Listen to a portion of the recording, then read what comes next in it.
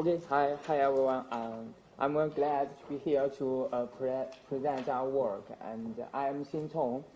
The work I'm going to show is related to reinforcement learning and evolutionary algorithms. Okay, like Monte Carlo tree search, evolutionary algorithm can also be used for real-time game planning.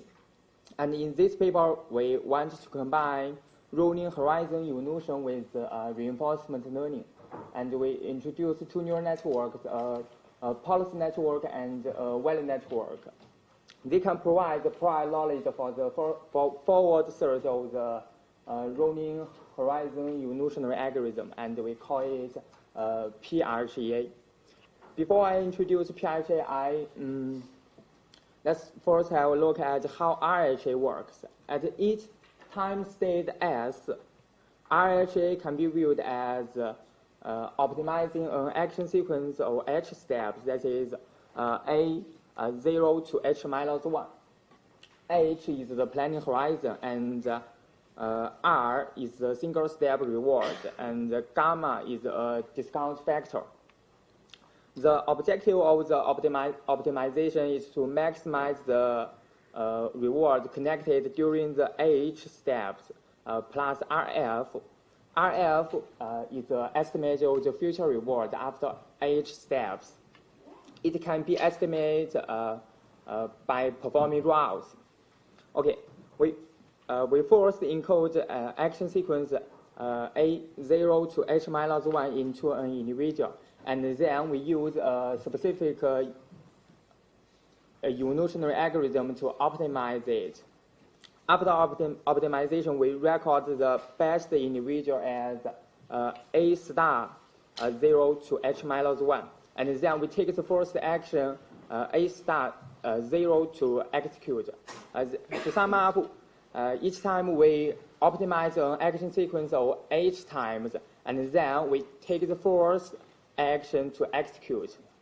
Repeat this process, we can keep moving in the environment until the game is over. One thing worth noting is that this method needs a forward motor because the agent needs to simulate it before taking a step. Okay, there are some enhancements for the vanilla version of the rolling horizon evolution. For example, shift buffer technology can use the search results of the last cycle to initial the population of the evolutionary algorithm, and it can save a lot of computational cost. And for example, route technology can be used to give a rough estimate of the future reward, so that RSA can have a long-term planning perspective. And so how to choose the planning horizon H within the same basis of forward motor cause. The performance of RHA is closely related to the planning horizon H. A shorter planning horizon allows RHA to iterate more generations. Thus, it has more opportunities to find a good action sequence. But at the same time, it only considers the short-term reward, which may weaken the agent's performance, as the agent may be too greedy to overlook long-term rewards. So can we plan from a more global perspective with a short planning horizon? This is the main motivation of our PRGA algorithm. In PRGA, we introduce two neural networks to solve such a problem. First, a policy network. It takes the current state as input, and then it outputs the probability distribution of the action that should be taken at state S. And the value network also takes the current state as input, but it outputs a scalar which estimates the expected future cumulative reward for state S. Here is the architecture of the neural networks. We use a fully connected martingale perception for the of two hidden layer of 128 units, and we use ReLU as the activation function. Okay, I'd like to introduce the proposed PRJ algorithm in two parts. That is the real play stage and the training stage. In real play stage, you can look at the green part here. The objective function looks quite like that of RH, but there are two main differences. The first difference is that PRJ uses a policy network to initialize the population. Specifically, we first feed the current state S0 into the policy network, then we can get an action distribution. And then we sample from the distribution, and we can get an action A0. Then we execute action A0, we reach to the next state S1, and go on. After H steps, we can get an action sequence of H steps, that is A0 to H minus 1. Then we encode all these action sequence into an individual. Okay, with the help of the policy network, we can, the population of the PRJ is guided in a more promising region. And we can save a lot of computational cost. And the second difference is that we use a value network is here and here. So we don't have to perform rollouts because we have a value network. The value network can give an estimate of the future reward after the H steps. So这个 PRJ can have a more global perspective when it's planning. Okay, then how can we get the policy network and the value network? This is training stage. In training stage, we perform planning the green area and the learning in yellow area in an iterative way. The planning is the same as the real play stage. The difference is that the search results, look here, will be connected. The search, the samples S, A star, R star generated by the search will be connected in the replay buffer for training. A star is the first action of the best individual, and R star, look here, is the fitness value of the best individual. It can be viewed as a new value estimate for state S. Then we can sample mini-batch from the replay buffer to train the neural networks. Here is the loss function. The parameters of the policy network is updated to maximize the similarity between the probability distribution P and the optimized action A star. And the parameters of the value network is updated to minimize the error between the new value estimate R star and the old value estimate V par. Okay. The offline training of PRJ is a closed loop process. When planning, the prior knowledge provided by the policy network and the value network can be used to achieve faster and more global search, while the sample pairs generated by the search can in turn be used to train the neural networks in the learning stage. Through such iteration, we can continually get better samples and better prior knowledge. And finally, we can expect far better performance than in the beginning. Okay, let's have a look at the experimental results. We test the performance of the PRJ algorithm in 8 modular environments. They are all continuous control tasks. The red line represents the training curve of PRJ, and the blue line represents the performance of RH. It serves as the control group. We can see that the performance of PRJ quickly surpasses that of RH through training. This means that useful prior knowledge has been learned by the neural network. Okay, then let's have a look at the real play performance. We first compare the performance of PRJ with RHEA. For RHA, two different planning horizons are implemented. That is H equal to 20 and H equal to 50. For PRJ, the planning horizon is set to 20. From the, we can see that the performance of PRJ is generally better than that of RHA because PRJ can benefit even, you can see that, even enter shorter planning horizon and less search cost. Because PRJ can benefit from the value network to estimate the future rewards, and it can benefit from the policy network to narrow down the search to high probability actions. This prior knowledge is especially useful when the task involves deceptive rewards. For example, the hopper task and the swimmer task. Here are some video links. You can find out more about the details if you are interested. And next, we studied the role of the policy network and the value network in PRJ separately. We evaluated three variants. The first variant only used the policy network for decision making. And the second variant removes the value network from PRJ. That is, it sets the value function equal to 0. And the third variant removes the policy network from PRJ. That is, its population is randomly initialized. We can see that the performance of the three variants is far worse than that of PRJ.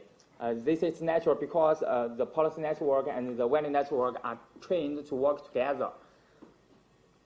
And according to the definition of the value function, look here, V pi represents the reward communicated by following a given policy pi from state S. So the policy network cannot be used without given a policy. And last, we want to visualize how the prior knowledge can help PRJ make better online planning. We draw the reward curve of the PRJ and RHA on the swimmer task. PRJ look ahead 20 steps, and RHA look ahead 50 steps. The red line represents the cumulative reward, and the blue line represents the single-step reward. We can see that PRJ learned a fixed swimming pattern with the help of prior knowledge. The swimming cycle of PRJ can be divided into 3 stages. One, closing the legs, is here and corresponds to big positive reward. Look here. And 2, floating is here and corresponds to a small leg positive reward. And 3, opening the legs is here and corresponds to big negative reward. The action of opening the legs, which currently appears to be bad, are still chosen by PRJ because the agent is informed by the value network that there will be greater positive rewards in the future. In contrast, the agents controlled by RHA, because they don't have such prior knowledge, so it doesn't open its legs at a very large angle. Compare this with this. So it gets trapped, and the final distance is very short. Okay. At last, I conclude some advantages and disadvantages of the PRJ algorithm. First, like RHA, PRJ also needs a forward model to allow the agent to simulate it in the environment before taking steps. So it may make it not as widely used as other model-free reinforcement learning methods. And second, like AlphaGo 0, PRJ needs hundreds of simulations before taking a step and use it for training. So the sampling efficiency is quite low. But on the other hand, the training process is more stable because each sample is carefully selected. And third, compared to RHA, PRJ needs an additional training stage. But once the training stage is completed, Piaget can achieve better performance with less search cost and shorter planning horizon. Okay, that's all. Thank you for listening. And so when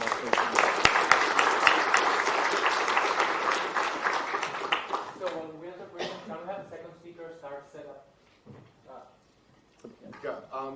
Interesting and cool work.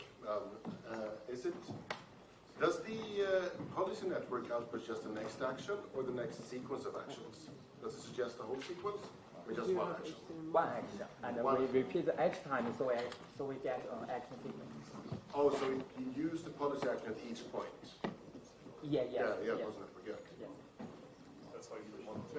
Question after. So I think it's pretty nice work. Oh, good luck.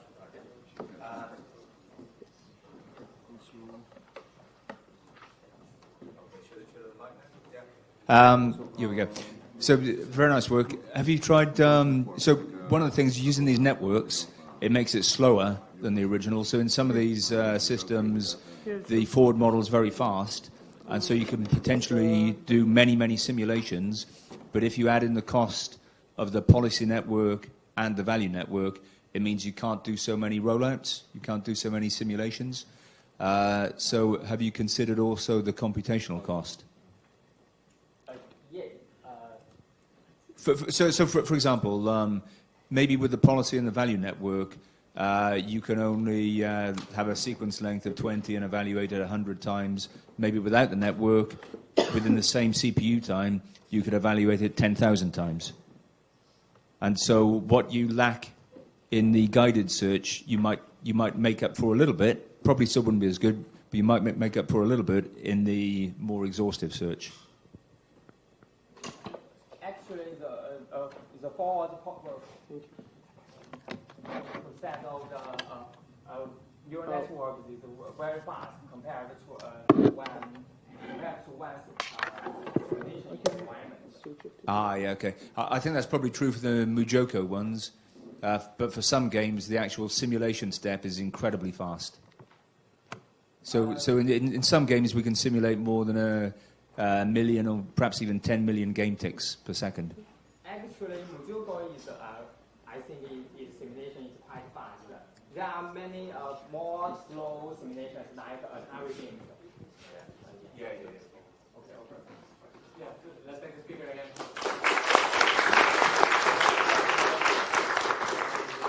So the second topic is reinforcement learning approach to synthesizing climbing movements, and it's being presented by Kourosh Naderi.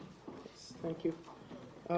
Hello everyone, my name is Kourosh Naderi. I'm a PhD student at Aalto University. I'm presenting our work on reinforcement learning approach to synthesizing climbing movements. First, I'd like to start with some introduction.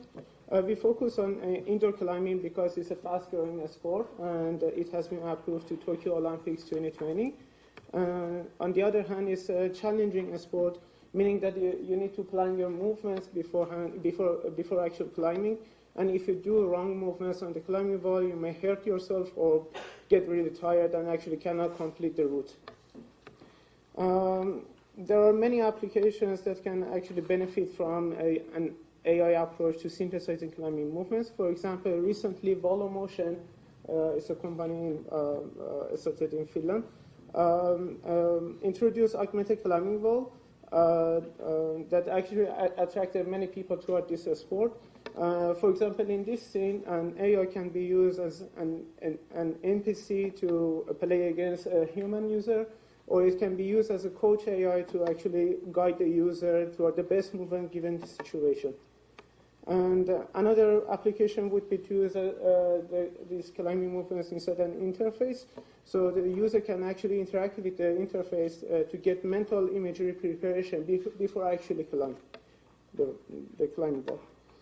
So why actually we use RL? There are many optimization methods quite capable of synthesizing climbing movements that are believable, plausible, and dynamic enough. But the main problem is that the processing time remains in the runtime, and one way to reduce this processing time is to use RL approach. RL has other nice properties as well. For example, recent successes in deep reinforcement learning, it actually makes it useful to continuous control domain. And it can learn by trial and error, and most of the time you have to be worried about the designing of the reward function. Not really, but most of the time. And it can be generalized to different climbing routes and different body measurements. It's slow in the training, but it's really okay because it's really fast in the query time, which makes it really useful in games as well. So we want to formulate a climbing problem into RL problem. So we want our policy to be able to learn various climbing movements, and we know that our climber always starts at T-pose in front of the wall, and we want to do we want to be able to do random transitions. So we need to define observation, action, and reward. Our vector observation contains position, velocity, quaternion, and angular velocity of each bones, and the target position for the hands and the feet, plus some indicators that actually defining like whether each body part actually has in contact with the wall or the ground. The action would be just setting the target motor angles that actually defining the climber pose for us. And the reward is getting hands and the feet closer to the target positions while reducing the energy that is used by the motor joints. So we use, we have this happy helpers that tries to learn this stuff. So we use ML agents and a state-of-the-art on-policy reinforcement learning PPO to train the agents. One way to train these agents actually is just by doing random transitions on the wall, meaning that you start from T-pose, do random transitions until some time up or failure happens. When that happens, you just restart it to T-pose. It's as easy as that. But you have to be careful about this. So here, you should really note that each training episode actually contains many climbing transitions.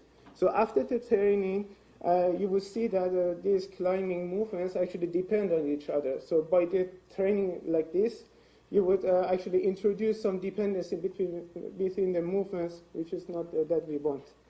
So next, we actually make sure that each training episode actually contains only one climbing movements and train it as before, like doing random transition on the climbing wall until some failure happens or timeout happens, and then restart it to T-pose. This actually removes this dependency between the movements, but again, there are many failures in the climbing movements, and it's really slow in finding the solution. So we actually got really confused there, so we tried to analyze this data that is generated during the training, and by visualizing the succeeded transition during the training, we can actually see that most of the transitions are belong to the hand movement transitions. Here, actually, green dot actually shows the hand movement transition, and the blue dot shows the feet movement transition. So we can clearly there is a bias there. So we actually understood that by restarting to T-pose after failure or timeout, we are introducing some bias. So we came up with this solution: self-supervised episode state initialization. As before, each training episode contains only one climbing movement here, but we are using some buffer to store this explored climbing states. So after this, each climbing movement is done, we sample from this buffer and initialize the agent to the sampled state. Then we restart the buffer after policy update. After training, we can see that we have an increase in the succeeded transitions, but the movements are still shaky. So by visualizing this succeeded transition, we can actually see that using this buffer to initialize the agent to random state from the buffer, so it actually helps to have more uniform transition learned by the policy. So to tackle the problem of shakiness, we actually use different action setting, meaning that instead of doing just one step action at a time, we just did multiple steps. So this means that we are reducing the number of the decisions that is made by the policy inside an episode, but we are increasing the number of steps that is needed to complete the action. After the training, we can see that we have better exploration of the climbing states, so we need more training time, which is kind of okay. And we have to be really careful about this number of the steps that we are defining, so not to make these climbing movements really complicated for the policy to learn. Okay. It shows it. Okay. Yes. So, okay, we have introduced 3 ways of training this agent to do the climbing movements. We can see that the baseline approach actually is quite capable of solving a simple route that you actually have to do nothing and it can be solved. And it's not actually quite useful in the complex route. And the other 2 methods actually are able to solve both simple and complex routes pretty well. The one-step action is producing really shaky movements. Among these 3 methods, multi-step action has a better result among them, but the quality of the movement is not really there to use inside the game. So we need to do a lot about this stuff, maybe some deep mimic stuff or using some motion capture data. But we believe that this is a starting point to do this stuff. So, yes, thank you.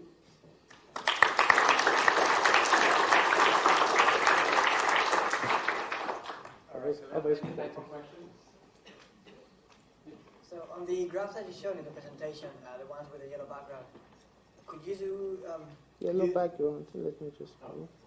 Yeah, so the ones... yeah, just keep going for a bit. So, yeah, for those ones, could you say again what does the X and Y axis mean? So X and Y actually are just... So when you're doing these transitions, it's so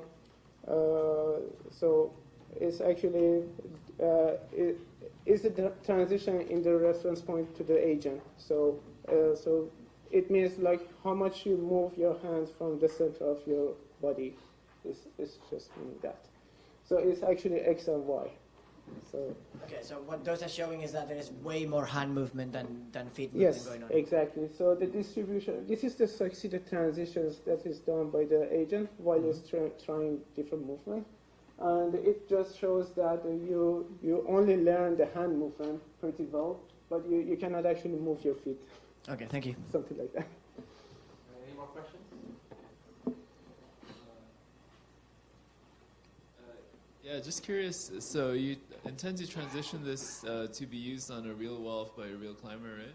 Or Hopefully it can, if you have the data. The problem here is that we do not have a really exact model of the hand. So right. it's just a ball and a socket. So we just attach it to the wall. So most of the time, if it can do something that is really harsh, you cannot actually understand it because you're not using a force model on the hand. Maybe it's not really useful right now, but hopefully later, yes. yeah, I got it. Yeah, I guess I was wondering about how you made sure the physics was accurate to the real world, but I guess you kind of answered that. No, not now. Not Got now. it. Thank you. Any more questions? At the back.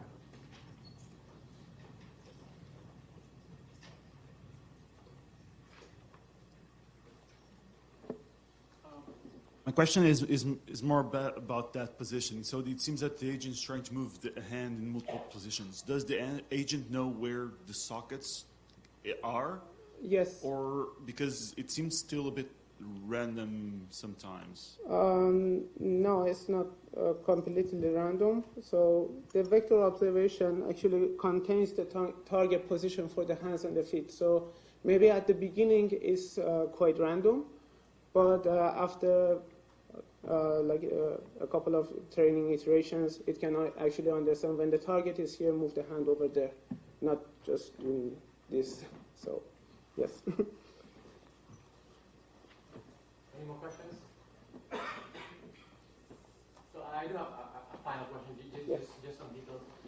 So you showed some videos at the end of the training process. So how long had it trained? It's a week. A week? Yes. Oh wow. Yes, yes. And what is the size of the state and action space? So here you have some kind of shortcuts. How many dimensions do you have in the state? So if I remember correctly, it's 44 for the action space and 350 or 400 for the observation states. I see. So this is gigantic space. Yes, it is. Okay. Yes.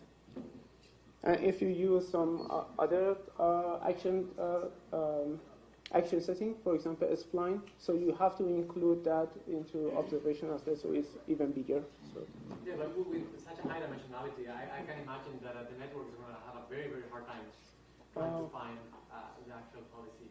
It actually can find a simple movement really fast. It's quite impressive to use policy, like proximal policy optimization for that. But the only problem is that it's a variety of the movements. So we want to have much variety in the movements, not just doing simple movements. Yes. All right, thank you. Thank you.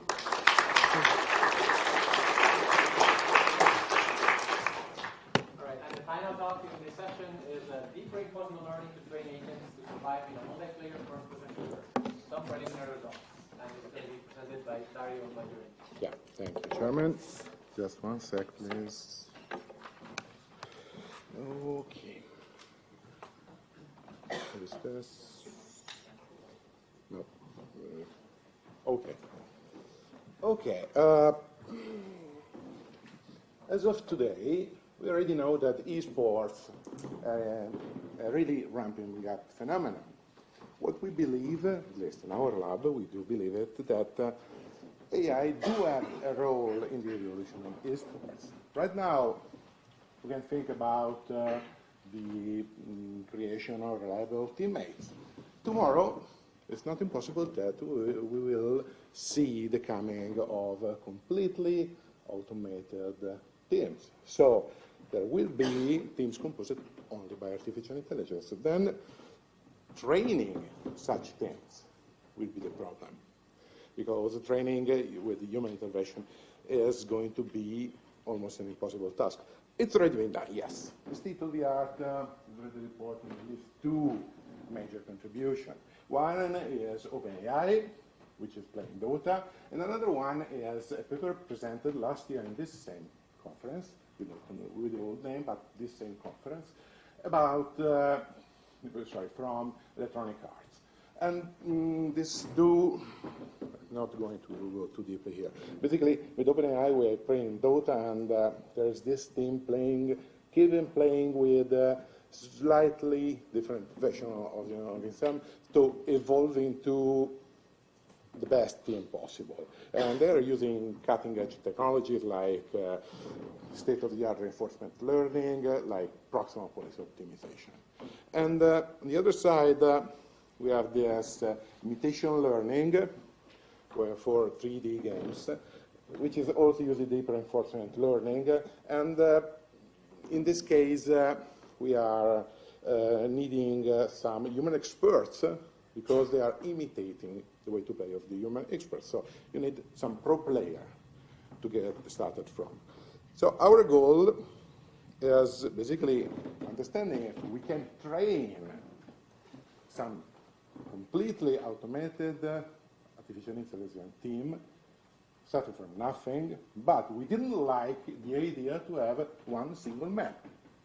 So we're not going to play one single map. We are focusing on first-person shooters. That means that we have this unexplored environment that we are putting our players into. So what do we do? This is first step. First step, we have to focus on a feasible simulation. So we focus on understanding which are the features that are important in the vast majority of first-person shooters. So the first thing is that we need an incomplete perception of the game world. So not seeing everything. There is no godlike thing, monitoring everything and knowing everything, because that would be not realistic.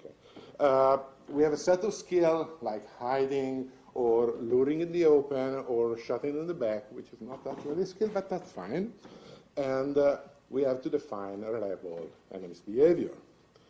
And moreover, we have to train the agent into a prototype, because that is what we want.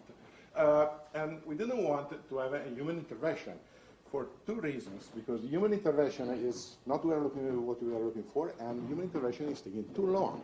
We want to train faster. Many things, many design decisions here have been done in order to have a faster training. And we also want to train under changing conditions, so not always the same map. That was one of the key points. And then we have some huge number of experiments that we are going to analyze and summarize here. So this is the map. We're creating a map starting from a seed, so we can ensure we're going to pick a map back and try it again. And you can see there are open ways, the white blocks, and there is no isolated area, so I can reach every NPC in the map. And there are obstacles, and the obstacle can be 1 meter and 2 meters high. So if the obstacle is 2 meters high, I can hide behind them, not being seen. If the obstacle is 1 meter high, I can see him, but I cannot fire him. So this is going to make it possible some kind of strategical thinking. And you see the AI training is the green captures when we do have NPC with the blue captures. The behavior of the NPC is quite simple but typical. Basically, the NPC is looking for me. When the NPC can see me, it starts chasing me up. And when it's close enough, start firing. So even I kill him or he kills me. And then when I'm killed, the simulation is over. This is just an interface. Okay, so this is what we see while we perform the simulation. What's behind this? We design an architecture in mind. So we have a learning environment and a learning system. The learning environment has been implemented using Unity. So the blue rectangle is a single Unity instance. Inside the learning environment, we do have agents in training. Every agent is connected to a brain. The brain is a piece of software which is giving us direction about what should we do next. Is it possible to connect more than one agent to the same brain when you want 2 or more agents to behave the same way? And all the brains are connected to some kind of hub system, which is the academy. The academy is just a transit point that let the brain talk to the learning system, which has been implemented on a TensorFlow software. So the decision was to put the TensorFlow instance on another machine, much more powerful, not able maybe to run Unity, but anyway, you can distribute even more instances of TensorFlow, just tag packets and reroute accordingly. This way, we can train more agents at the same time, and we are not hogging our CPU, so we can escalate the speed of our training, because we are using computational power from somewhere else in our lab. And basically, the academy is also in charge to keep information about how do we configure all the environment. Like, this is going to ensure us a uniform training environment for all the agents. And the external communication is taking care of all the dirty work about the communication. This architecture is working in 2 phases. There is a learning phase where the agent talks to the brain and say, oh, this is my situation, what should I do? Then the brain, during the learning phase, well, let me ask to the learning system. Okay, learning system, this is the situation. Get me something back. Okay, the learning system starts learning, and there will be a policy building during this phase, and giving back an instruction. Okay, you should tell your agent to do this. After 500,000 iterations, this 500,000 has been deemed to be enough for the vast majority of the cases. We close the learning phase and then say, okay, this is the iteration phase. Then the learning system is packing up a policy and pushing the policy toward the brain. From that moment onward, the brain will be able to respond using that policy directly to the agent. So there will be a local answer instead of a distributed answer. So, and this is basically recapping what I just told you. So, then the big thing, what is happening inside the learning system? The learning system basically is using neural network exploiting reinforcement learning. From that sense, since we are also using proximal policy optimization, we are very close to OpenAI. So we are we decided that OpenAI was the best path to follow, but with a changing environment, we are not using always the same map. So what are we feeding to our learning system? The perception about what the agent is perceiving around there. Okay, I'll be honest here. We're talking about perception, about raycast and speed, etc., etc. We also tried to have a perception based on images, like taking visual and understanding what was where. That proved to be extremely bad in terms of performances, so we have to take it away. And I'm just talking about the vector-based system. Basically, we have 4 observation vectors. One is keeping track of the velocity of our agent. The other 3 are 21 raycast to be able to say things around, divided in 3 blocks. This way, we can mimic to have a central vision and 2 peripheral visions, because this is what's happening in the brain of a first-person player of a first-person shooter. This number of vectors will be directly proportional of performance and time. So this perception space is providing us, after processing, an answer in the action space. So the action space is made of 5 options: forward, backward, turn left, turn right, fire, of course. And a reward is based on how well our first-person shooter player behaved.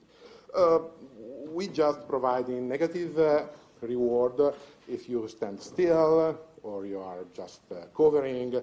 So we require from the player to just go exploring the map, not just staying there. And we give the positive reward whenever he is able to kill an NPC. Moreover, we have also leaderboards, because in esports we have competitive situations. So we are going to give positive rewards if you are higher ranking in the leaderboard when the simulation is providing this. Since we are there, we are also experimenting with a continuous and discrete vector of perception, which are giving different slightly different result format, but anyway, we are using a multi-layer, completely connected feed-forward neural network inside. Last thing, we have temporal dimension, so we have to learn things, also remembering what just happened. And for that, we are using recurrent neural networks, and recurrent neural networks is being configured in long short-term memory variant. Okay, I have to speed up a little bit. So what is coming out from all this process is the input for the proximal policy optimization, which is applying the right entropy function based on the fact that we have discrete or continuous observation spaces, and then we compile, we fill up the experience table, which is going to provide our policy. Okay, after this, we have a direction for our agent. What is coming next? Experiment. So we devised a number of experiments. And we say, okay, we have 5 kinds of experiments, and we are going to test every kind of experiment with different parameters for the learning system. So we have a benchmark. The player is just training in a random method. Keep training, keep training. Random events. We insert errors from the players. So we give wrong results for sometimes. Okay, we can train multiple agents on the same map. We can be competitive, or we can be cooperative. With competitive, we have a leaderboard. With cooperative, we just try to survive together. So the configuration of the learning system, this is actually just a usual reduction. As already stated, the visual observation of the environment was suffering for poor performances. I'm just reporting it here, and I'm not even going to discuss it. The discrete observation, the discrete action space, proved to have unsatisfactory behavior. Basically, the environment was not detected correctly. But nevertheless, we are leaving it there because we can say something. And what about the outcome? So, huge number of graphs. We're trying to pack everything in this scheme. Basically, we have a reward, the total reward. We are accepting the total reward to be as high as possible because our agents are well behaving, and the trend for the total reward would be to grow up. Always. This is not always happening because we have initial growth and then stillness or falling down. And then there is the entropy. The entropy should go to 0 because we are going to converge somewhere. This is not always happening in the right way. When we have case A for the discrete, then basically the entropy is falling very fast and just staying there. So the agent is not able to learn something in the right way. When we have other things, and let's say that the interesting thing is that basically when we have memory, it seems to be some oscillation in the stability of our learning system. So to wrap up, when in the baseline we have good movement, but some oscillations in the position. We observed random firing and suicidal behavior because we didn't describe a good feedback for staying alive without covering. So, and with the random events, so introducing the errors, that seems to be ignored when you don't have memory. But we observe a better movement and better firing, but memory introduces something of random behavior. Training on the same map is actually reducing the observation space. Especially memory makes my reward increase very, very slowly. In competitive, we have been surprised because case A and B performed much better, while presence of memory make them struggle to stabilize. But we observe poor tactics from everyone, and we understood that there was a confusion between the reward from being good at playing and being good in ranking, because being good in ranking, that means that, only one slide, that means that I try to do again the same sequence of moves, but the outcome will not be the same. And in the last case, the cooperative, that was the worst possible. You see, the reward is very negative in all the cases, and we saw behavior like firing to each other, despite the fact we checked, and the text of the other player was actually the text. So what are we bringing on from this? First indication, we must give the value to stay out without camping. That is not always easy, depending on your game. Must find a way to forgive your own errors. Otherwise, memory is going to give you troubles. Variety and randomness must be used for training. Never train on the same map. This is going to be very bad for your project. Learning to be top player is different from learning to play. So different kind of rewards or different kind of training, who knows? We are still working on that. Agents should really talk to each other, otherwise cooperative playing is not feasible using this methodology. And memory tuning may be an issue for you. Done. Sorry for taking my time.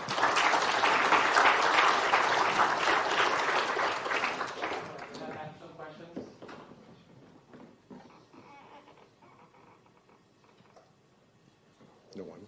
So when you were training the agents, were they? Thank you, Martin. When you were training the agents, were they being trained independently? So each agent was hooked to a single brain, and each brain therefore was well. This is not a multi-agent reinforcement learning as independent learning. So all of them. Yeah, they were trained independently. Okay. Basically, every engine was linked to a brain, and the brain was some kind of separate room. And we had to keep all the brains in the same learning environment because we wanted to ensure that the system was homogeneously configured because the configuration has been managed by the hub. So what we did was training in the average 16 agents in parallel. Okay, thanks. Any other question? So I do have a question. So defining the reward function for training reinforcement learning agents is always tricky.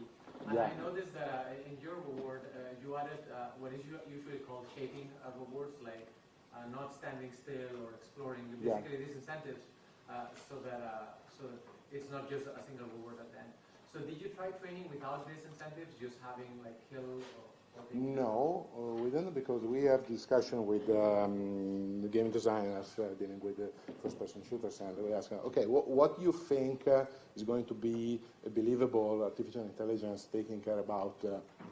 If you have a look at it and say, okay, I have to make a Turing test. So, and we followed best practices coming from the game design in there. Okay. So the reward function is informed by what the game designer was predicting. Okay. Also, as a follow-up from that question, so you said that you give positive reward for exploring, and you said that positive reward comes from moving. Do you just mean that when they move they get a positive reward, or they also have some notion of state novelty and therefore they can? No, when they move, just moving. Yeah. Okay. That's why we sometimes do have erratical movement, because they keep going back and forth until they spot an area. That's expected. Yeah. All right, so thanks.